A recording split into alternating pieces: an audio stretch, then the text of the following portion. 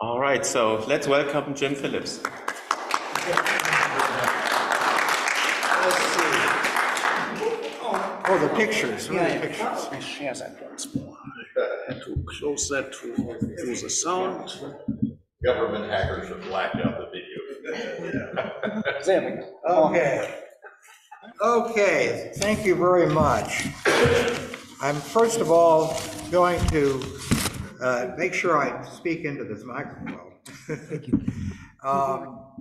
We're going to, first of all, I'll give you just a brief introduction and then talk a little bit about the Rohingya, history of the Rohingya people, and then get into the decision, okay? This is a case about allegations of genocide made against the state of Myanmar. It's based on allegations of the people of Rohingya, and also, I might add, by the United Nations General Assembly against the state of Myanmar. And so this case, in this case, Gambia filed Myanmar and in the International Court of Justice, and I'll talk about that in a moment. So let me see. Give me. I want to go up. No, it's a down arrow. Oh, the down. Oh, I see. Okay. Here is the state of Myanmar. The Rohingya people have lived in the state of Rakhine, which until about 1989 was called Arakan for several hundred years. It's a little bit north of whatever that is, it's north of there, but it's east, on the east side there by the Bay of Bengal. The 88% of the population are Buddhist. The Rohingya people are about 1/3 of the Rakhine state, which is over on the west side, as I say. They are Islam, they're Muslims, the majority are Buddhist. The Rohingya people have similar racial characteristics to people in Bangladesh, although they're separate people. The majority Buddhist population would be racially similar to, I should go back here, to Thailand. So there's about 55 million people in Myanmar. Myanmar used to be called Burma until 1990 or 1989 actually, when they changed the name to Myanmar. So now I'm going to read something from Muhammad Yunus, the economist.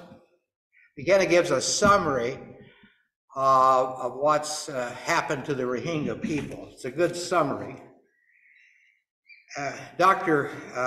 Yunus makes this comment. In 2016, the rejection of citizenship rights for Rohingyas, denial of freedom of movement, eviction campaigns, violence against Rohingya women, forced labor, expulsion from their lands and property, violence and torture have made Myanmar ethnic Rohingyas the most persecuted minority in the world. Okay? So now before we get started on the history and also the case, I want to mention just a little bit about the International Court of Justice. Let's see, if I go up here, I'm going to go, oh, there we go. International Court of Justice, which is located in The Hague, better known as the ICJ. It is one of the 6 organs of the United Nations. It is the successor to the Permanent Court of Justice from the League of Nations. It has 15 members. They're, by custom, they're allocated among various countries and regions, continents, I should say. Usually the 5 permanent members of the Security Council are given 1 seat. The only country right now on the permanent member of the Security Council which does not have a judge on the court is Britain. China, US, Russia, and France all have members. There are 2 seats allocated to Latin Americans, 3 to Africa, 3 to Asia, 2 to Eastern Europe, and 4 to Western Europe. So they have a cross section. They're elected for a period of 9 years. They can be re-elected. They have staggered terms, and they can be elected every 5 years. Now the court has jurisdiction in cases where usually most of the time the jurisdiction is based on consent. The parties to an action have to consent to the jurisdiction.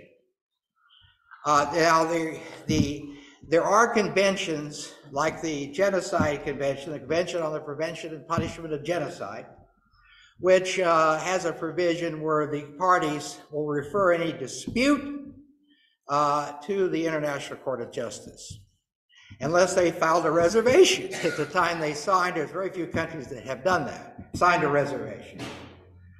The court has mandatory jurisdiction over genocide cases. They have mandatory jurisdiction over racial discrimination cases in the cases of the International Convention on the Elimination of All Forms of Racial Discrimination.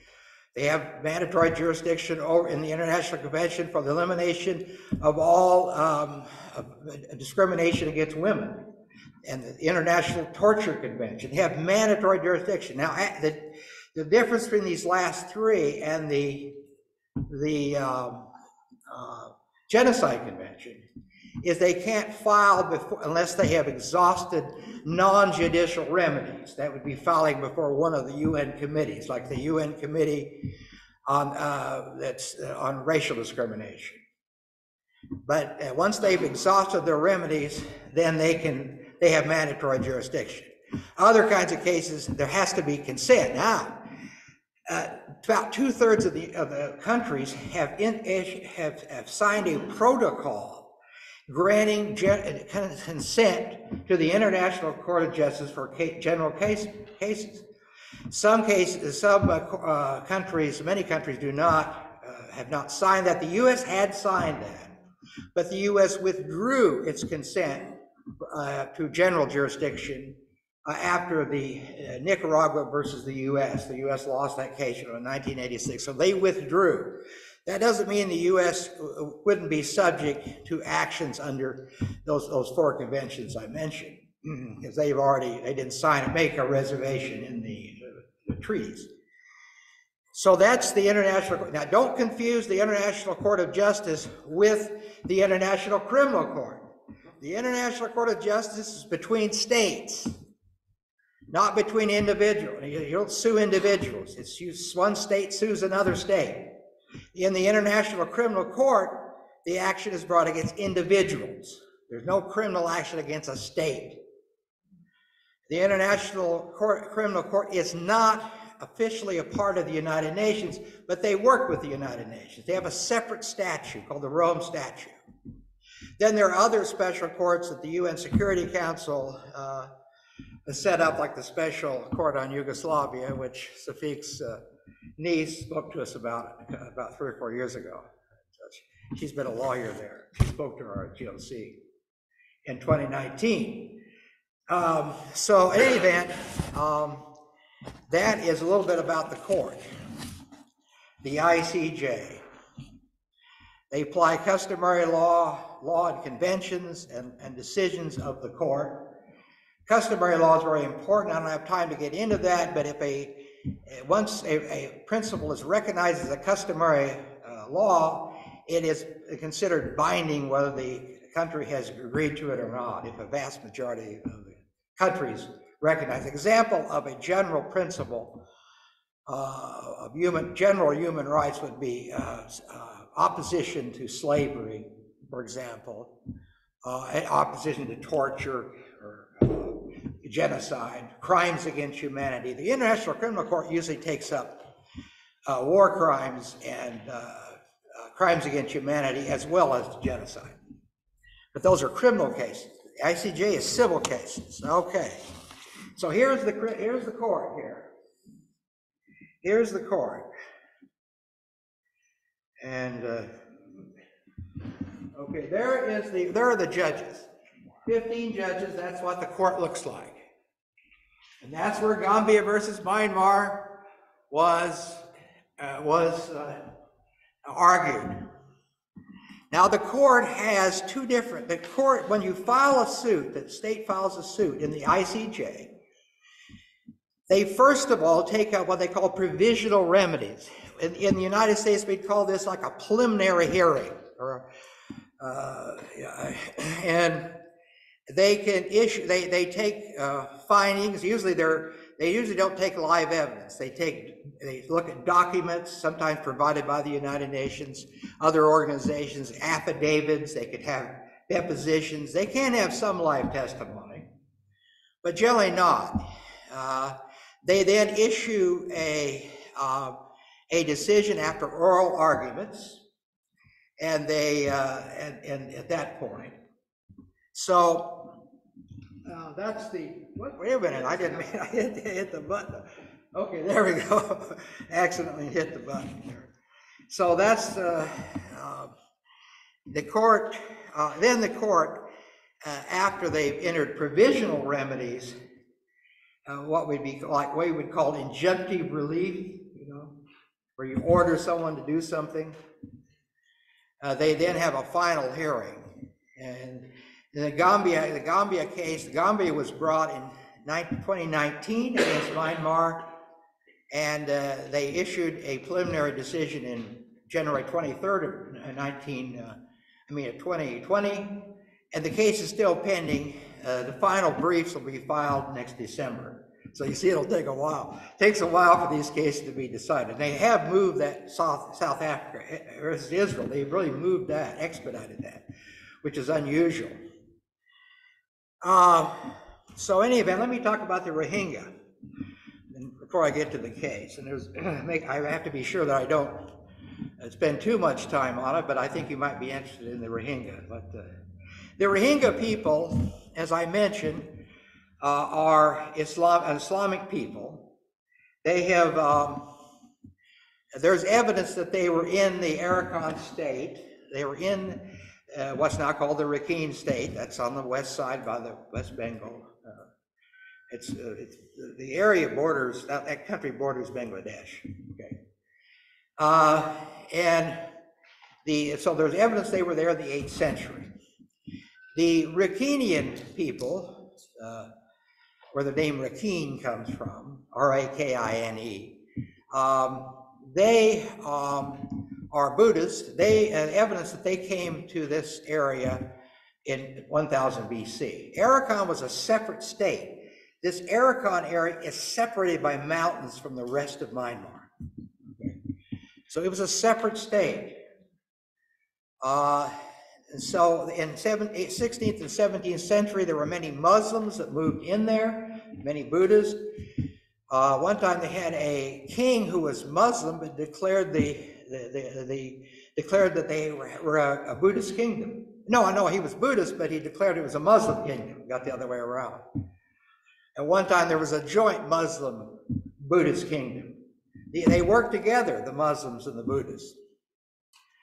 In 1784, the Burmese, which the name Burma comes from, sometimes called the Barma, they attacked Arakan and incorporated it into the country of Burma. The state of Arakan was destroyed.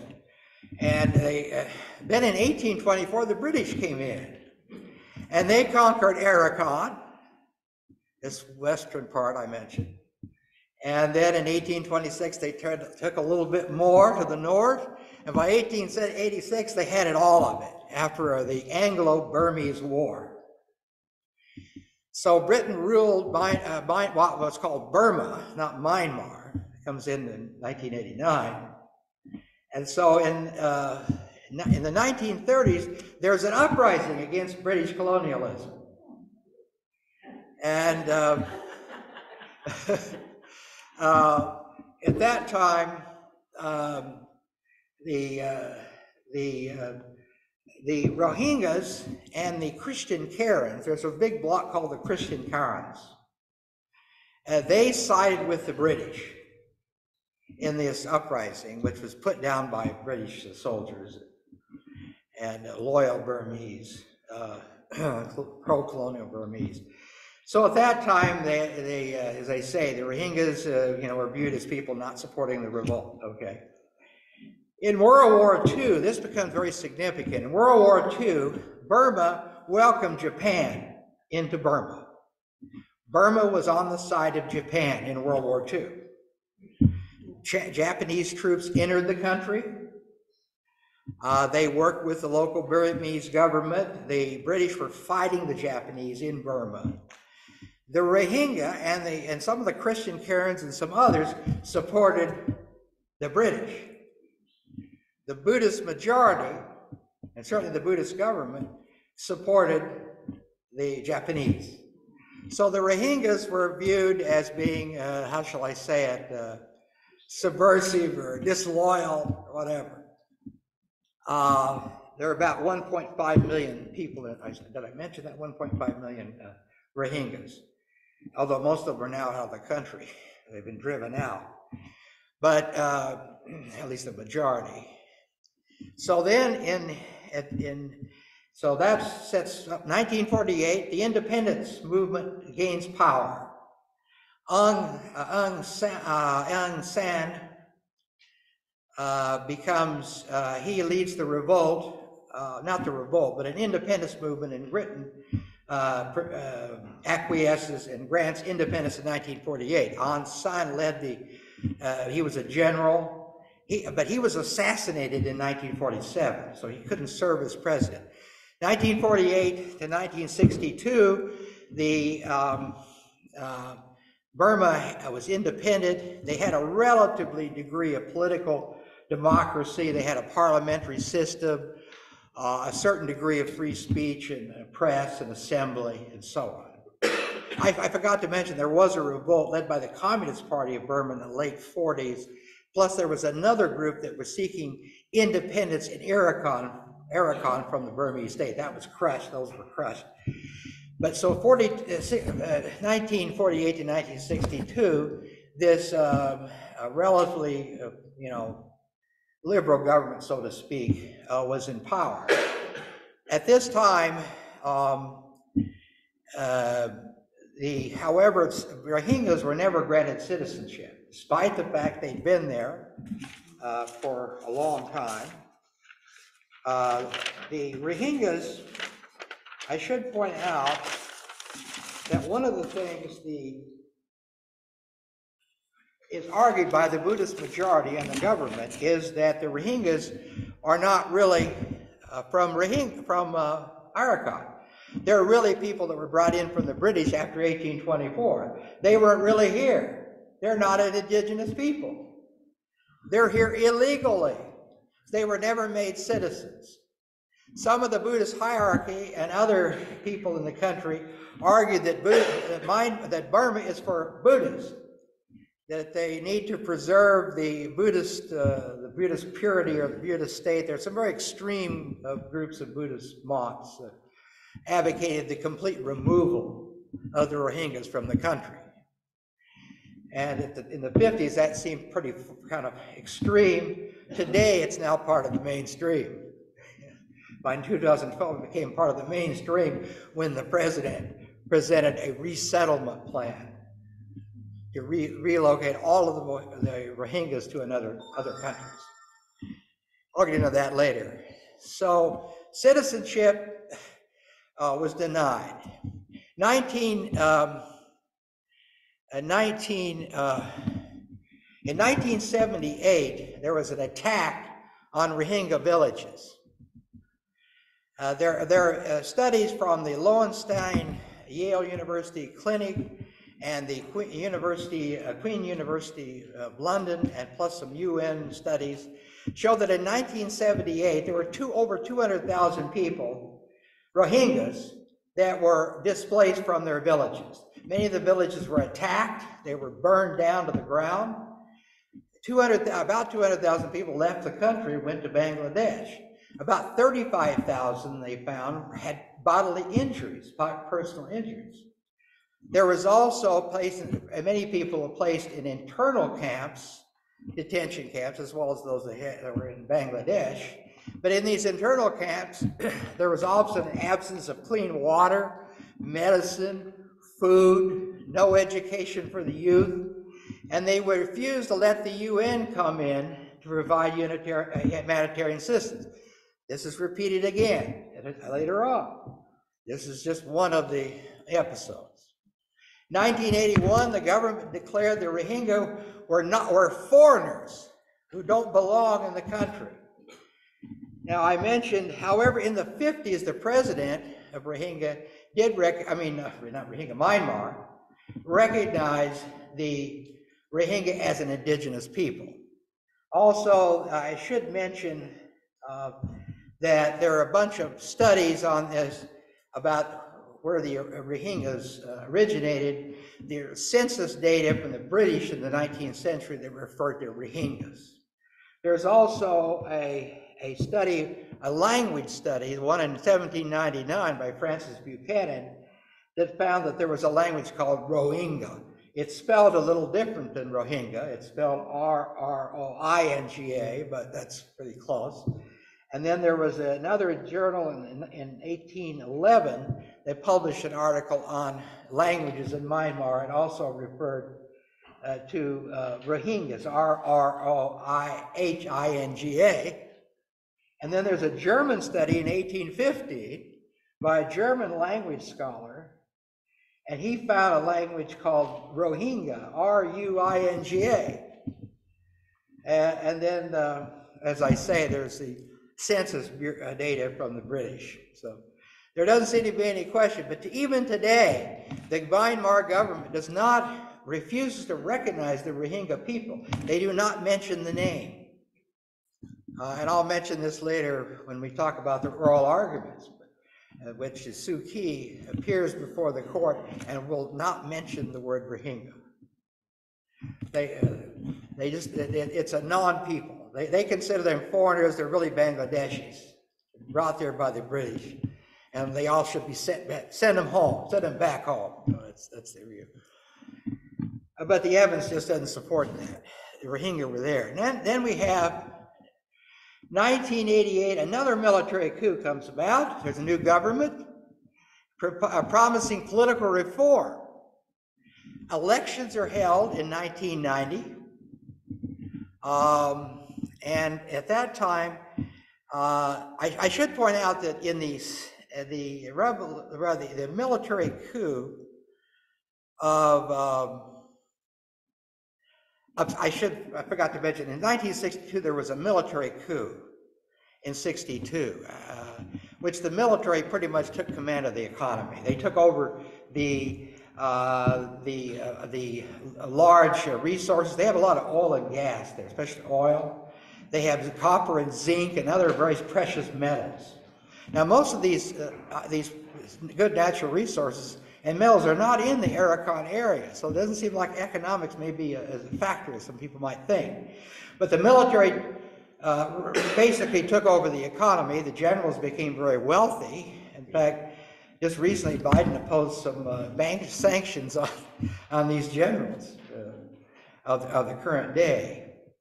There was competition, though, with other people who were dispossessed or had other businesses not part of the military, small shopkeepers and professional people. Many of them turned to this new party called the National League for Democracy, which was founded by Aung San Suu Kyi. I'll just refer to as Suu Kyi. She was the woman that got the Nobel Peace Prize in 1991, got the Congressional Medal of Honor by the Congress, signed in by George H. Bush, she's the daughter of Aung San, the independence leader. Okay. She also worked 3 years for U Thant as the UN Secretary General for 3 years. In 1990, her party was elected. The president is not directly elected. They have a parliament, and they have a presidential college, in which the House, the People's Assembly, elects the president. The military is automatically entitled 25% of the seats in the assembly. And that's still true today. That's like the way Thailand is today, too. In any event, in 1990, the League for Democracy, it comes to power. She becomes she couldn't be called president because her sons were born outside the country, and you can't be the president if you have a son or if your husband was born outside the country. Her husband was from England. He had died, but the children were still alive. And you have to be a Buddhist to be elected. Now the Rohingya, incidentally, not only denied citizenship, but they also are not able to own property. They cannot own property. That's disallowed. Buddhist men are prohibited from marrying. No, Muslim men are prohibited from marrying Buddhist women. Buddhist women under the law are required to have no more than 2 children. Right. Plus, there's a lot of other discrimination in employment and housing and so on. 1990, the new government starts, but then the military decides to stage another coup. They oust the NLD, the National League for Democracy, claiming fraud. They said this election was stolen. So they set aside the government. Miss Suu Kyi was then placed under house arrest, where she served about most of the next 21 years. Of course, she could still communicate from her home. So then, in 1995 to 2010, there were incidents there of forced labor. Many of the Rohingyas were brought into camps, and they were forced to work for companies supported by the military or other groups, maybe private groups. If you refused to take part in the forced labor, you were shot. It was mandatory. So some people were killed. There were, again, attacks on villages. Some of these were vigilante groups, but there were evidence that police were standing around or even participating. That was also true in '78, too. So you had non-state actors mixing with police and military, and the government kind of standing aside. So from 1995, 2010, there we have it. Then in 2010, Thein Sein is elected president after the elections. They had promised election. There were elections held in 2010. Miss Suu Kyi was released from jail, from house arrest, that is. And they decided, the NLD, National League for Democracy, decided to boycott the election. They said there was going to be fraud in the election. So the Unity and Development Party, the pro-military party, won the election, and Thein Sein, I think I'm pronouncing that right, was elected by their electoral college. And they had a majority in the seats.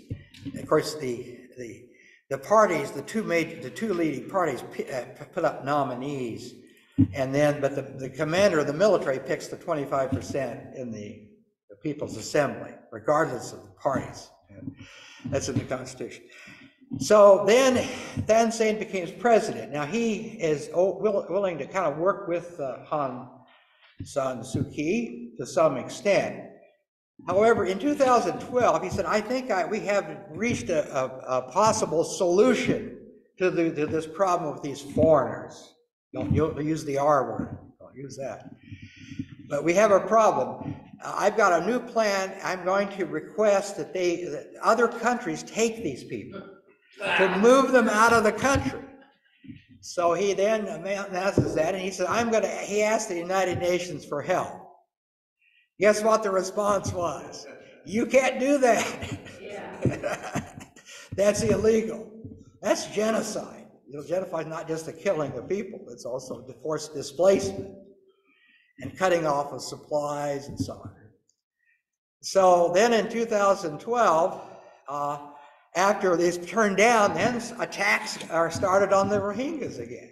And the findings are, particularly the Lowenstein, they put together all these findings. There's another group called Fortify Rights. It's an Asian human rights group, and they gathered a lot of material, a lot of first-hand information with pictures and so on. You can see these pictures that they were these villages were being attacked. 65 to 70,000 were placed in internal camps. They were placed there, their homes were burned. Most of them lost their possessions, even their animals were killed. Lots of sexual violence, lots of it. Oh, that was part of the military counterinsurgency policy, you use that as part of the policy. So then they, there's a problem of necessities, not adequate food, water, medicines, people die. I forgot to mention back in 1978, 12,000 people are reported to have died from starvation. So there was that problem. But in 2012, again, humanitarian assistance was not allowed in. So there were real problems. 2015, the League for Democracy gets elected. And they have a majority of the seats in the People's Assembly. And then in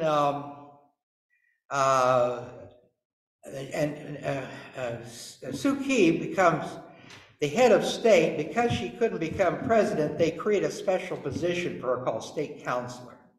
So they had to elect another person, but she was considered the head of the state. President Obama came to Myanmar in 2016. The U.S. gave about $10 billion at that time. The U.S. had given aid before, but this was, and she had become sort of a hero in the West, for a long time.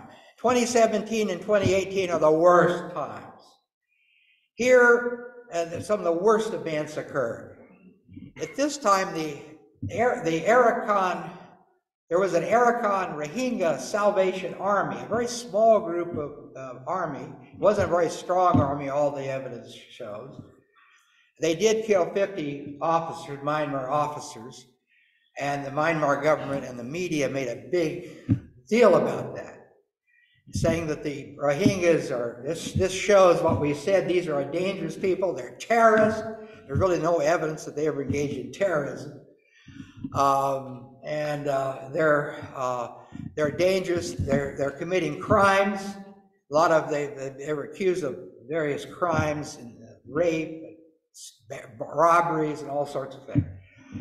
And so then they attack, the military, police, and vigilante groups attack villages.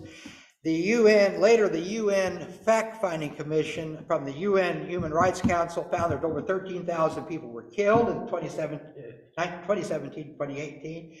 About 2,500 were placed in internal displacement camps. 1,800 women were raped, Rohingya women. And during that time, 800,000 Rohingyas fled the country for Bangladesh. By 2022, there are 1 million Rohingyas in Bangladeshi refugee camps. 600,000 people are left in the area. 2019, Gambia brings the lawsuit.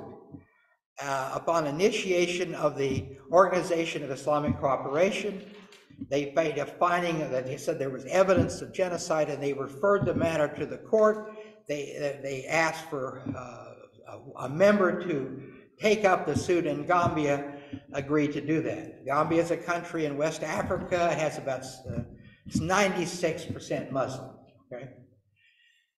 So in 2020, the court issued a decision. I want to get to that.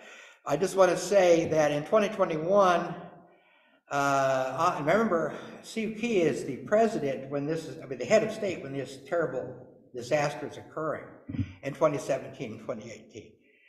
And she basically didn't oppose it. She allowed it to happen. And she supported it, as we'll see when she argues with the ICJ. 2021, though, there's a coup, another military coup, and she's ousted. So she's then placed under, actually sent to jail. I think she's under house arrest now. Now there's a civil war going on. There's a new military government. The interesting thing about this civil war, in Arakan, there's an Arakan army which is seeking secession from Myanmar, and this is a movement Rohingyas really aren't that much involved, but it's a broad movement including the whole population, all the ethnic groups. It's an attempt to create an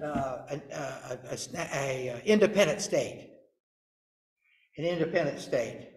They recently, their army just captured 6 cities, destroyed 2 naval vessels. Now we don't hear much about that, do we? Let's see. I'm not getting this here. Huh? I need to show you pictures here. Oh, what happened? Oh, yeah, look, you are. Okay, there. Is that one? Then then I'll go ahead. Yeah. There. Oh, those are 2 pictures, yes, of the Rohingyas. Yes. Just a couple of pictures. Many different. That's the top picture would be a refugee camp, and the other are children.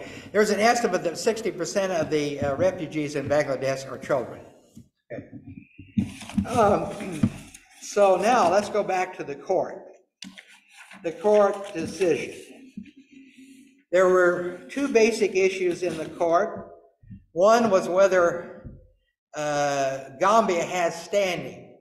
The position of Myanmar was that Gambia doesn't have standing. The case should be dismissed. Gambia has there's no dispute between us and Gambia. We have no problem with them. So how can they bring this lawsuit? Aung Suu Kyi argued in the the International Court of Justice. She argued that they didn't have standing. The second issue was whether there was a prima facie case of genocide for the case to go forward. So on the standing issue, they had to decide whether to keep the case in jurisdiction, make a final decision. Decision would be binding. I'll get into the enforcement by the Security Council. That's another question. But right now we're talking about development of the law standing. Earlier, the rule had been that a state to bring an action against another state in the International Court of Justice must have direct material interest. That's the rule in the courts in the United States. You have to have a direct material interest to bring suit.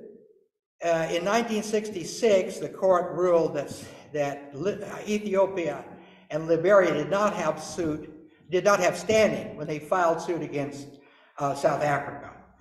They filed a case claiming South Africa had abused its mandate, which was given during the League of Nations era, over the Southwest Territories near South Africa, like Namibia, for example. There was a council that oversaw the mandate for the League of Nations, which there was a successor to that at the United Nations. The court held that Liberia and Ethiopia did not have standing because they weren't a member of that organ that oversaw the mandate. So the case was dismissed. Then in 1999, there was a little bit of a movement away from this, but it was a civil case. It wasn't a genocide case.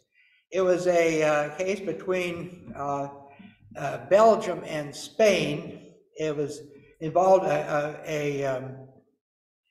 a Belgian company called the Barcelona Traction Light and Power Company, and they made the allegation that Spanish court had denied them basic procedural rights in the case of a bankruptcy proceeding.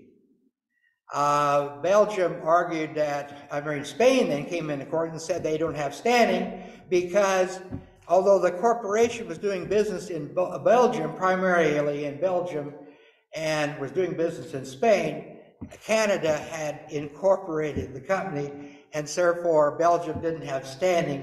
Canada could have brought the case, and so they didn't have standing. Okay, so that's the issue. Then another one. Another one in 2012, and I'll be getting to the end here. Belgium versus Senegal. In Belgium versus Senegal, Belgium had some citizens in Chad, the country of Chad in West Africa, Chad, as well as Chad. There were Chadian citizens there too, and President Abre of Chad had been was accused of using or approving torture against Chadian citizens and Belgian nationals. He was overthrown in a military coup. He got exiled in Senegal. Belgium then filed an indictment. The court indicted him for violations of the International Convention on Torture and other inhumane, cruel acts of cruelty. So then the Senegal responded that President Abre had immunity, presidential immunity, because when at the time these bad acts occurred, he was president, and under Senegalese law, if you commit acts even when you're president, even if you're out of office, if they were committed while you're in office, there's immunity. The International Court of Justice didn't buy that, and they found that but the indictment didn't mention Belgian nationals. It only mentioned Chadian citizens. So they had to deal with the question of there was no direct standing there, because a state can bring an action on harm to its citizens in another country. But the court there held that even though there was no direct material interest, that the state of Belgium could bring the action. Because the Torture Convention, as a member of the Torture Convention, they had an obligation and duty to enforce the Convention Against Torture. So it's on that basis that they had standing. So that was an important decision, which kind of led to the Rohingya case. Then in and that was so. Here's what the court said. Just briefly, the court said, in the Belgium versus Senegal, the Torture Convention provides that all parties to the convention, such as Belgium and Senegal, have an international obligation to enforce the prohibition against torture.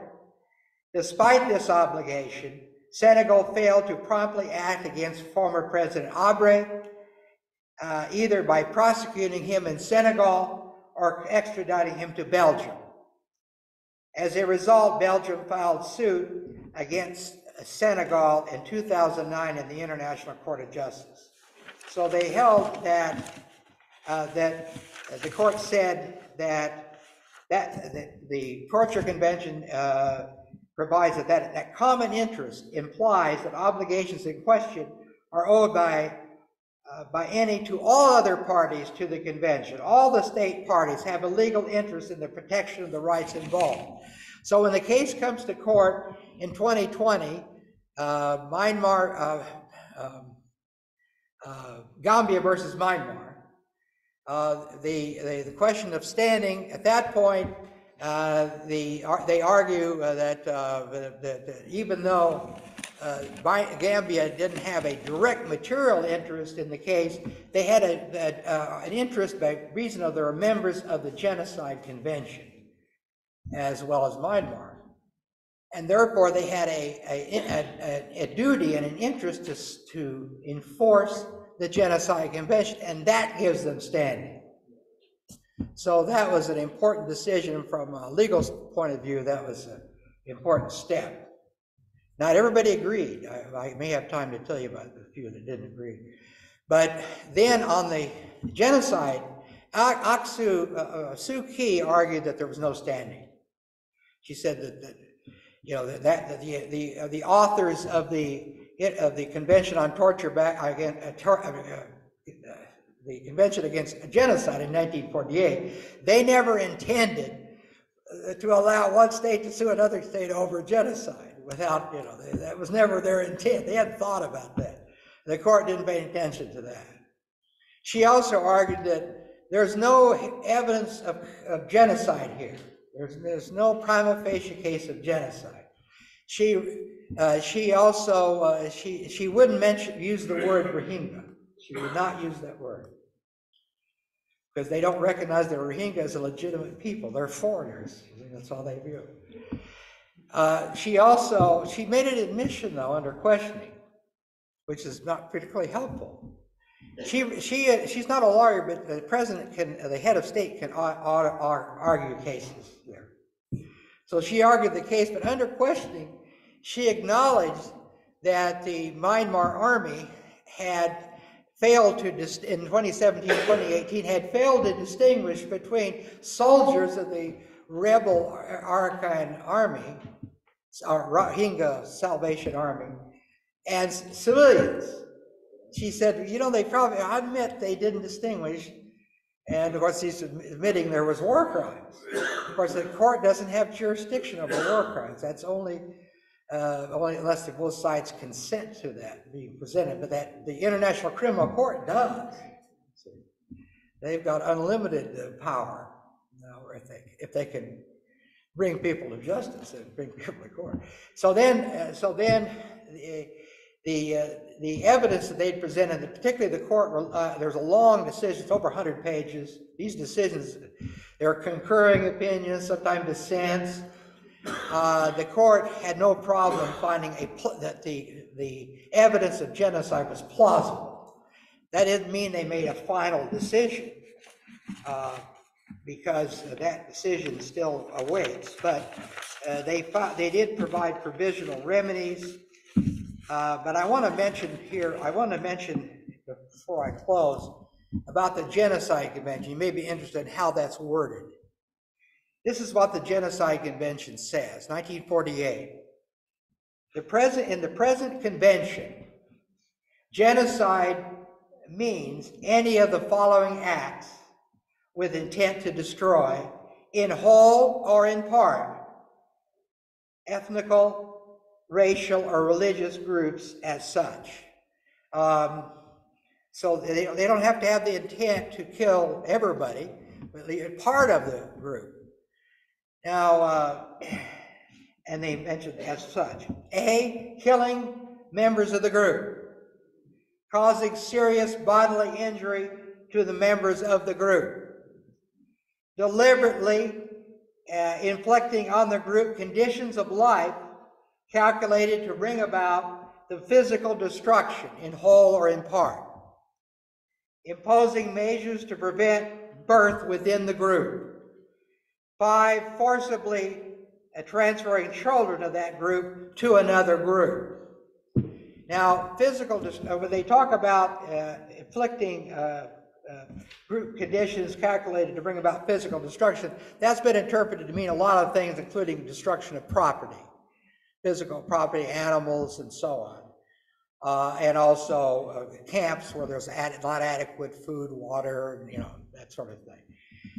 But you do have to show specific intent there, and it has to be based on ethnical, religious, or racial groups. It can't be because of politics, see, for the Genocide Convention. Now, war crimes and crimes against humanity do not require specific intent. You do have to show that you intentionally did something, but if you intended, like you knew that your civilians were in the area and you hit a civilian area, that even if you didn't hate the people there and didn't hate the Rohingyas, you shouldn't attack them, if you know that there's going to be civilians. Crimes against humanity include a lot of stuff. It incorporates genocidal acts, but it's not called genocide.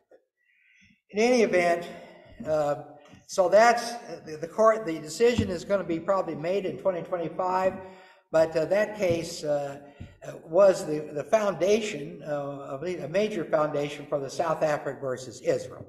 South Africa versus Israel, in that case, Israel did not raise the standing issue against South Africa. South Africa has no direct material interest, except that they have an interest in the Genocide Convention as a member of the Genocide Convention, and Israel is also a member of that.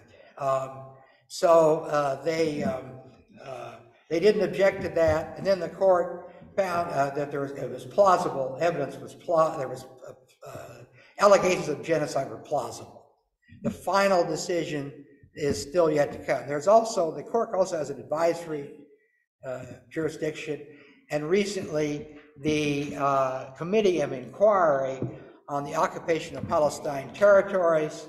They originally asked the court for a decision, an advisory opinion on whether the occupation by Israel, the occupation of the Palestine territories was a de facto occupation and was in violation of laws prohibiting aggression or the crimes against humanity, and also war crimes. So that's a separate case. That's a separate decision. Finally, let me see the provisions. I've got two more sentences here. The provisions of in the Myanmar case. They ordered the Myanmar to immediately cease violence, detentions, torture against the Rohingyas, and displacement of them pending the final decision. Now you might ask the question, how do you enforce a decision of the ICJ? Well, in the UN Charter, there's a provision for enforcing it. But it has to be approved by the Security Council. Now, the Security Council has the ability to impose sanctions. In fact, under the UN Charter, they're the only force that can impose sanctions under the Charter. So they can impose sanctions, they can impose economic sanctions, they can cut off communications. There's never been a case where they sent military there based on a court decision. But any of the 5 members can exercise a veto. See? So while the Security Council can reach a decision and it's binding and becomes part of international law, becomes part of the building of becomes part of the building of values, philosophy, ideology, it can't be enforced unless the Security Council approves it by a majority with no vetoes by any of the 5 member states. Now, in this case, we don't know whether there are going to be a veto. There was no whether there would be a veto or not. In the South Africa case, there was a 15-2 vote, South Africa versus Israel. I forgot to mention, there's 15 judges, but each country, each party gets to pick a judge, and so they're called judge ad hocs. So in the Gambia versus Myanmar, the Myanmar selected a German scholar, international law scholar. It's kind of surprising they picked someone like that, and then Gambia picked someone from Argentina, a law expert. In this South Africa versus Israel, Israel, Judge Barak was appointed by Israel. I think he's from Israel, and then Judge Subutin from Nigeria. In the South Africa versus Israel case, the judge ad hoc from Israel dissented from that decision, not surprisingly. But what did upset a lot of people is Judge Subiniki from Nigeria also objected. She said there was no standing. There was never the intent of the drafters of the Convention on Genocide to allow a state to sue another state. She also said there was no prima facie case of genocide against Israel.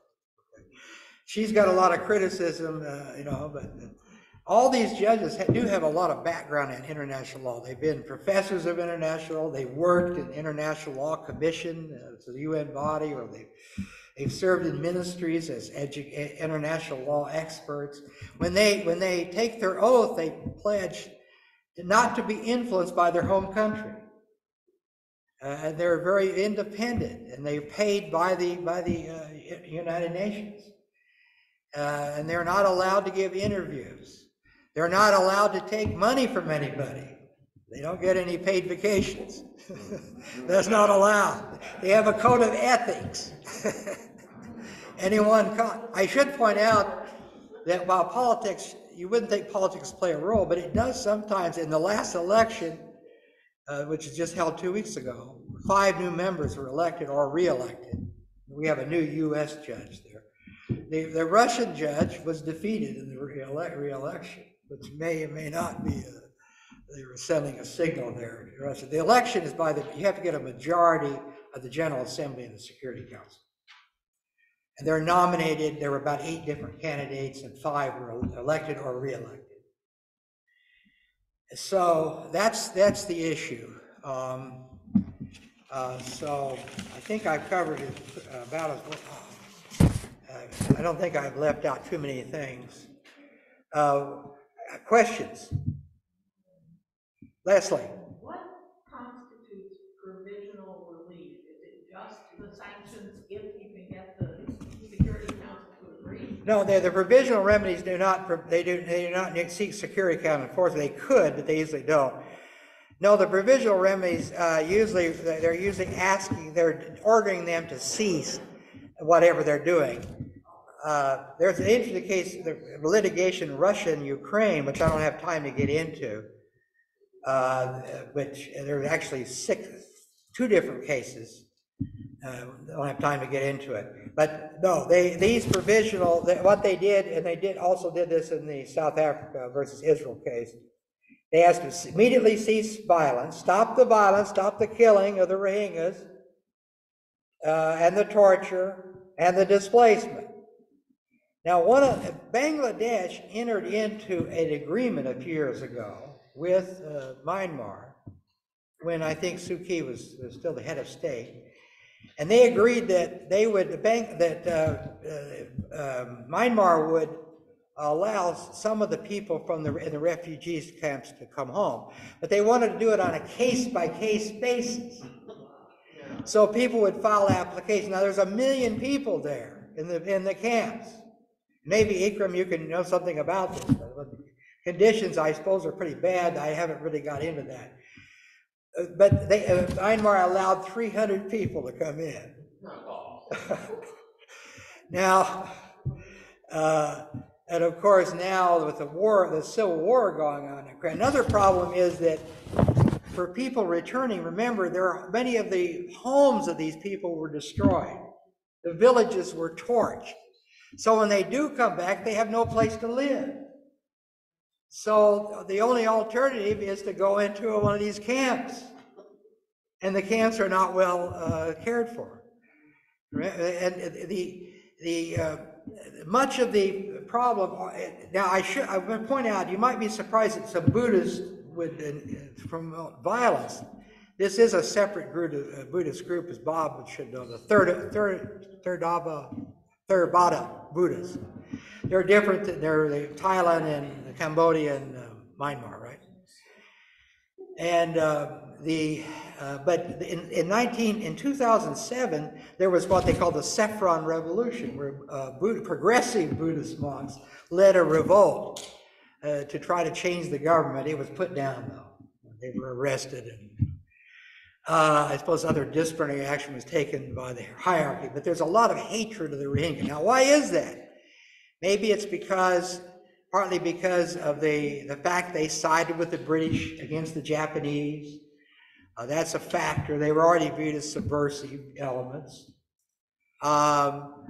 They are Islam, and the Burman Buddha, the people there, the majority of people believe that that's a country for Buddhists, not for these other folks. Also, after the war on terror started, they began to start fingering the Rohingyas because they were Muslim, that they're terrorists embedded in the country. We have to do something to stop them, drive them out. And then there's always been this plan, used to be advocated by what were called extremists, total removal, but Thein Sein, the president, by 2012 was proposing that and endorsed by the People's Assembly, you see. But he had to back off because the United Nations warned him that would be genocide for displacement. Any other questions? Yeah, Rienz. What is the what would be the consequence of the ruling? So what, let's say, well, if no individuals held accountable, if the government or the state would be kind of accused of genocide? Well, without the Security Council being able to enforce it, of course, it's not a final decision, so I'd have to wait to see. There could be a problem with China, I have to say, because Judge Xi She voted for the provisional remedies, but she did raise question about the standing, and she also raised a question of whether genocide was the proper action, that maybe they should have brought the race discrimination. Problem with race discrimination, you've got to exhaust these remedies before a UN committee, and the Gambia was anxious in the Islamic Organization of Islamic Cooperation to get the case in quickly.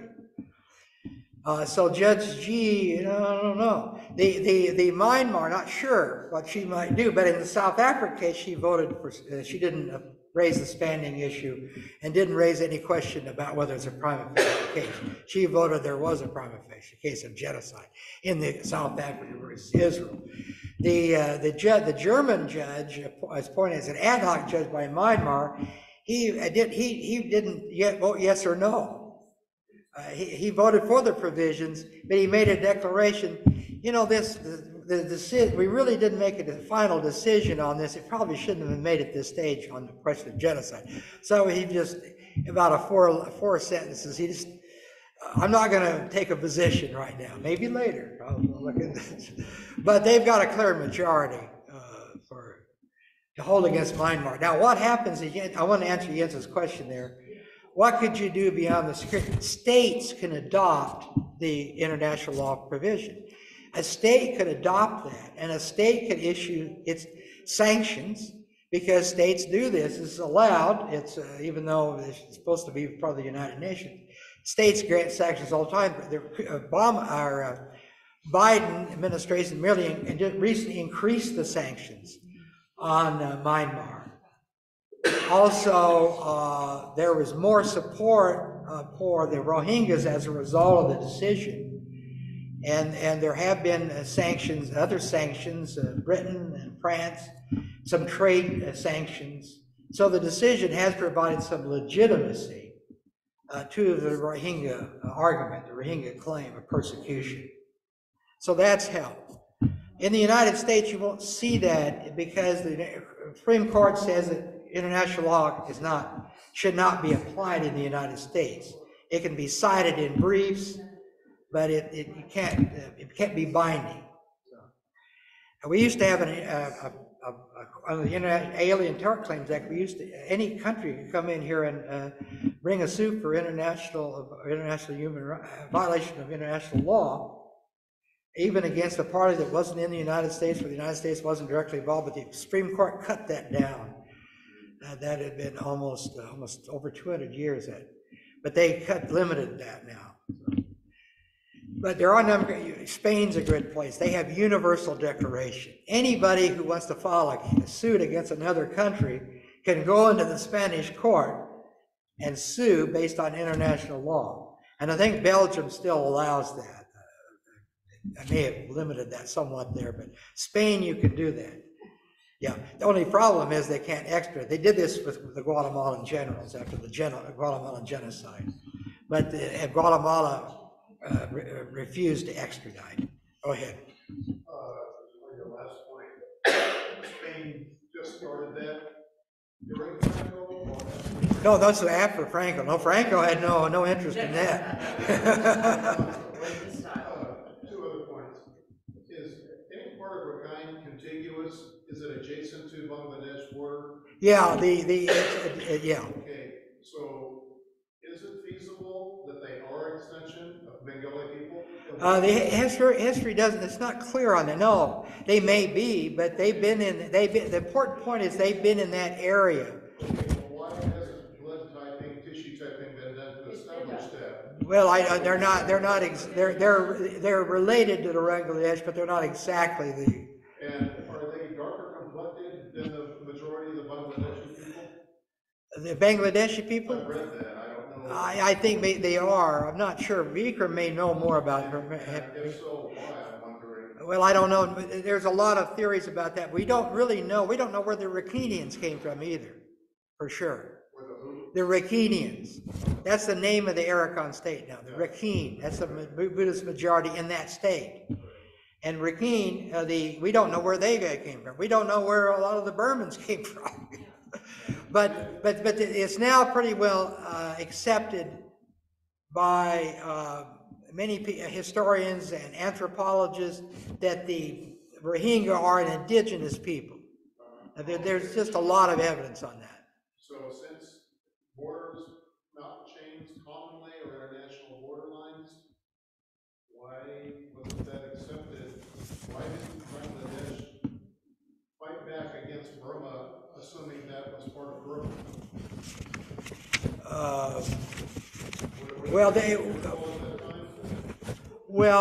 Bangladesh, Burma came into existence in the 17th century. Yeah. And then Great Britain took it over. But Bangladesh, of course, was owned by part of England. It was. What year did Britain conquer or take over Bengal? That I don't remember, but Akram Abi knows. You mentioned 1820.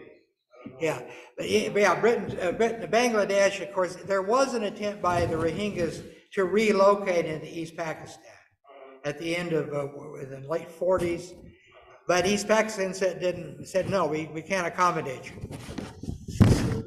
East Pakistan. Yeah, that was Bangladesh. And then thirdly, you mentioned something that gives me the impression that Buddhists are becoming increasingly more right-wing as you travel westward from Cambodia. Well, I would say that at least in Myanmar, some of them are, yes, in the hierarchy. But I think about the Thai military, it's a Buddhist country, and yet they're pretty cruel. Yeah, right. So I'm thinking that there's an expression of more militaristic right-wing behavior. Right, at least in Myanmar. Yeah, but I don't think the Cambodians are particularly prone to violence. The monks there, or the Thai. They have some connection to the Thai, and the Thai are not violent. And many of the Buddhists in, of course, Vietnam, they're very pacifist. But Bangladesh, some people have criticized Bangladesh for not being more aggressive with respect to Myanmar, after all these refugees are coming in. Well, I would think it would be a matter of assertion, not aggression. Well, be more assertive, right.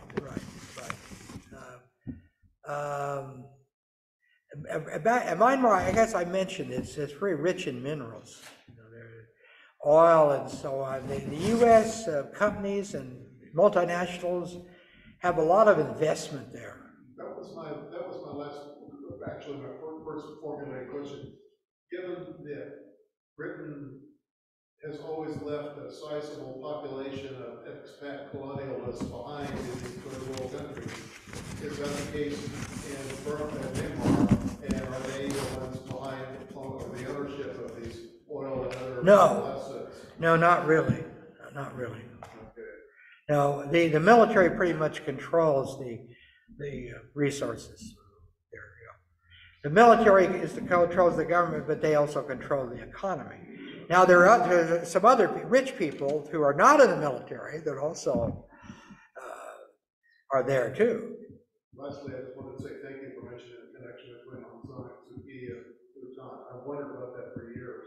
Yeah, Suu Kyi, in 2017, her reputation was damaged by her support for the crackdown in 2018. Why did she do that? Well, she'd always been somewhat anti-Rohingya, if you go back to some of the things she said in the past. In 2017, a Muslim reporter asked to interview her, and her response was, "I'm not going to be interviewed by a Muslim reporter, or I'm not going to bring any Muslim in here to my office." That's maybe give you some. She's also talked about the need for, she said Myanmar is a Buddhist country. Myanmar, not Myanmar for Myanmars, but Myanmar for Buddhists. They believe very strongly that the Buddhist culture must be maintained, and some of the argument is the Rohingya represent a threat, as well as the Christian Karens. They're now coming under attack. They're in displacement. They've been displaced recently. They're in detention camps right now, the Christian Karen. And they're also, and some of them are in Bangladesh. I had a couple of students at the Indo-Chinese Center for Rohingyas, and they had spent 4 years in a Malaysian camp. So there are some other countries which have accepted them. They were in a refugee camp in Malaysia. So there are various other ethnic groups, but China has about $1 trillion of investments there. And Myanmar is part of the Belt and Road Initiative. But the U.S. also has investments there as well, or companies, I mean, affiliated with the U.S. Yes? I just wonder a little bit different. What do you think? Will the United States only be to the peace? Oh yes, as far as the local court? Yeah. Well, that's an example of the hypocrisy of the U.S. But then many countries, that includes, are often inconsistent in their way they vote and the positions they take. This is nothing unusual. It's just, yeah, I should point out that in the Convention on Torture, there is a provision that anybody who is complicit, Article 3 says, these acts shall be punishable. Genocide, conspiracy to commit genocide, and complicity in genocide. Article 1 specifies the states have a duty to prevent and to punish genocidal acts. So even where a government is not directly involved, maybe they're non-state actors doing it, but the government doesn't take action to stop it, then the government is liable, is complicit. And any other country that provides help when they know there's a genocide taking place, they're complicit. Yeah. So that's come up before. That's come up before. But that hasn't been enforced very much. The idea of complicity. It's very difficult for one state to bring a case against another state. It would be very difficult to someone to sue China or the U.S. or Britain, in the International Court of Justice, because these economies are linked together, and it's very difficult to do that. But in the case of Gambia, it's a small country, and they're part of the Organization of Islamic Cooperation, 160 countries, involved in that. And so they have the firm backing of that organization, and they pursued it. And it's good that they did, because they helped to make the South African case a little bit easier. Yeah. So in any event, any other questions?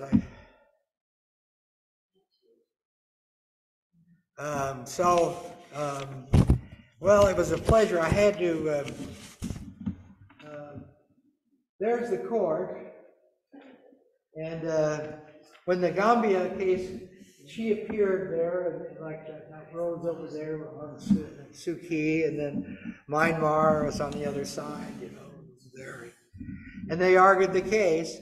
You can, if you want to, you can look up ICJ on YouTube, and you can see, sometimes you can see at least part of the proceedings of the ACG on YouTube, and you can watch some of it. And so it's very interesting. The ICJ has a number of other cases coming up, and they're all interesting cases. Some would argue that even though these decisions can't be enforced, they can be applied in state courts. They can also be applied in Latin America, in the International Court of Justice, which is a binding court, and they do have the power of enforcement. But while most countries in Latin America agree to the jurisdiction, guess what? Our country, USA, doesn't accept the jurisdiction of the Inter-American Human Rights Court. Okay. So in any event, that's the nature of it. Some would say international law builds values, builds a set of principles, an ideology. Thank you very much. Thank you.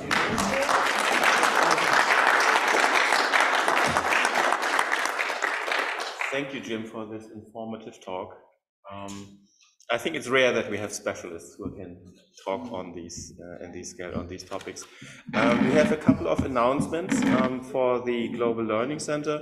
I do want to say, and I may not have mentioned this in the beginning, that of course we have, or maybe you may not know, we have monthly events. The next event is on March 25th, I think. Well, you can look this up on the website. It will be in Lindquist Hall 100 on WCU campus, and it will be on human trafficking in the broader global local scale, if you want.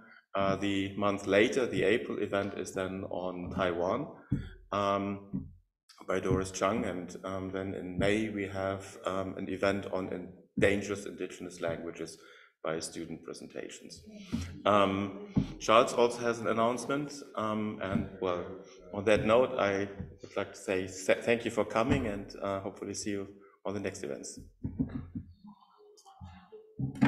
Yes, speaking for the humanists, I want to thank you all for coming, and I want to thank our speaker for talking, for Jim,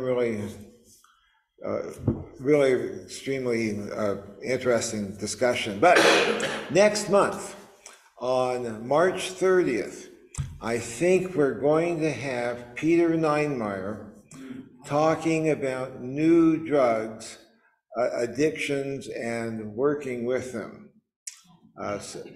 That's not 100% committed, but that's what I think he's going to be talking about. Question? While we're talking about drugs and addiction, there is now finally in the city of Wichita on the corner of Broadway and Murdoch, a free Narcan dispensing machine. All you do is put your zip code in. Okay. Those of you who didn't hear that, there's a Narcan testing center at where? Right, say that again. Vending machine. A Narcan vending machine. Okay. It's, you don't pay anything. Oh, you don't pay You anything. your zip code, and it dispenses the Narcan. Oh, okay. So I think they're also, they either do or will have test strips. okay, where is this? On the corner of Murdoch and Broadway. On the corner of Murdoch and Broadway. Oh, a little pharmacy there. Okay, well, thank you. So, anybody else? Okay, well, thank you all for coming, and we'll see you in a month.